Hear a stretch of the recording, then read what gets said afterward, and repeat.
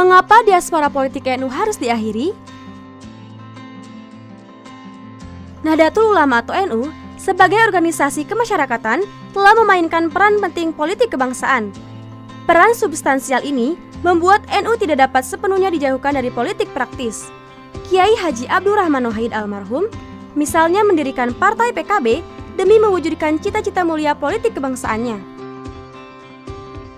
Hingga hari ini, telah banyak ulama dan kiai NU juga berperan strategis dalam partai politik selain PKB. Bahkan, Kiai Haji Solahuddin Wahid atau Gus Solah, adik Gus Dur, menyadari hubungan erat NU dan politik. Pada tahun 2019, Gus Solah mengatakan NU terlalu besar untuk diwadahi oleh PKB. Di tahun 2021, fenomena mengejutkan terjadi di depan mata kita, di mana ada 109 kepala daerah yang berangkat dari PDIP adalah kader-kader terbaik NU. Fenomena ini, menurut Gusmis atau Zuhairi Misrawi, cendekiawan NU dan politisi PDIP adalah peristiwa terbesar bila dibandingkan dengan parpol lain se-Indonesia. PDIP jauh lebih berhasil mengantarkan kader NU pada kursi kekuasaan. Persebaran kader NU di luar PKB kita sebut sebagai diaspora politik warga Nahdliyin. Ada 5 pertimbangan mengapa diaspora di berbagai parpol ini perlu dikaji ulang. Pertama, kita telah menyaksikan perubahan politik atau political change.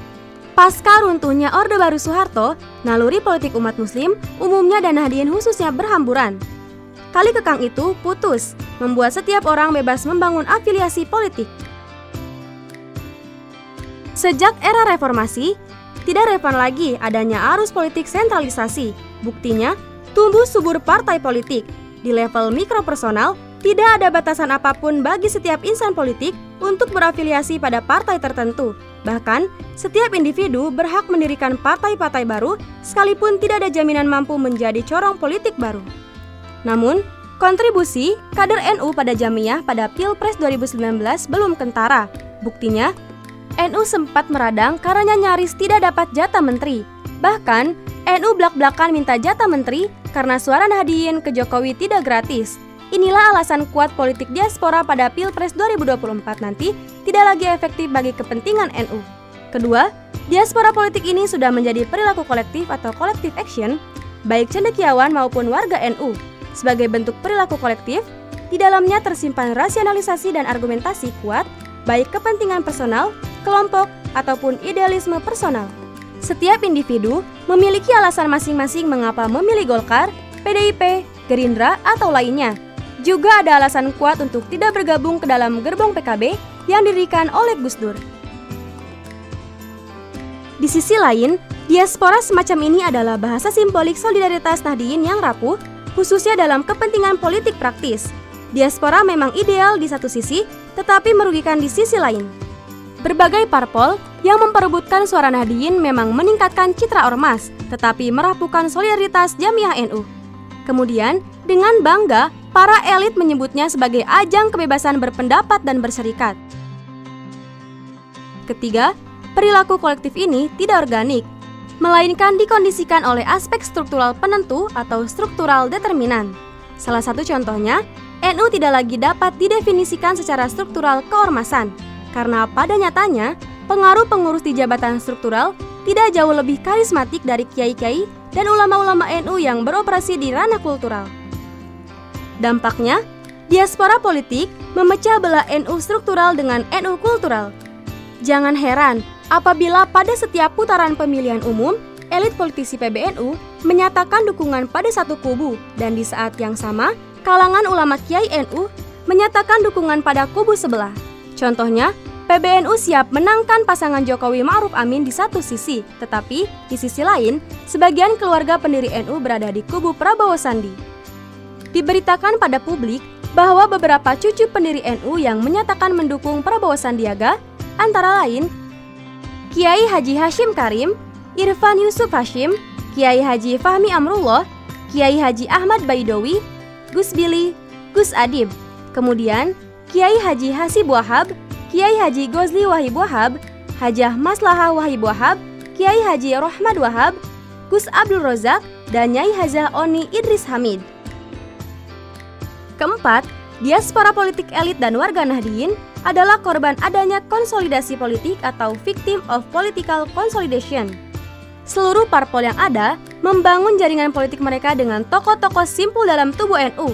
Artinya, idealisme politik kebangsaan Nahdliyin disubordinasi ke dalam kepentingan politik praktis sebagai parpol.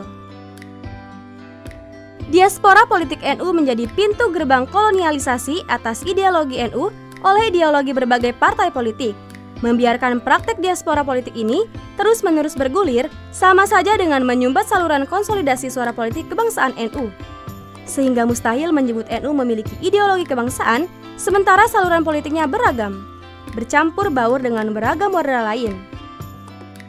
Kelima, diaspora politik melahirkan hubungan yang hierarkis antara kiai-kiai struktural dan kiai-kiai kultural, bagaikan hubungan pusat dan pinggiran, center-local relation.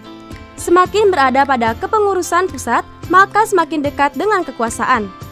Ketimpangan distribusi modal sosial politik ini membuat semakin jauh antara akses pengurus pusat dan daerah, sehingga membuka keran afiliasi politik tidak seragam, sekalipun sama-sama ulama Kiai NU. Ketidakseragaman ini berdampak pada kelas sosial akar rumput yang melihat figur kiai mereka berbeda-beda. Hubungan dengan model pusat pinggiran semacam itu sangat rentan, terutama di sisi ketahanan politis dan kultural. Dari sisi politik, suara setiap elit dan warga Nahdliyin mudah dipecah belah. Di sisi kultural, ideologi kebangsaan NU mudah disusupi kepentingan ideologis partai-partai lain.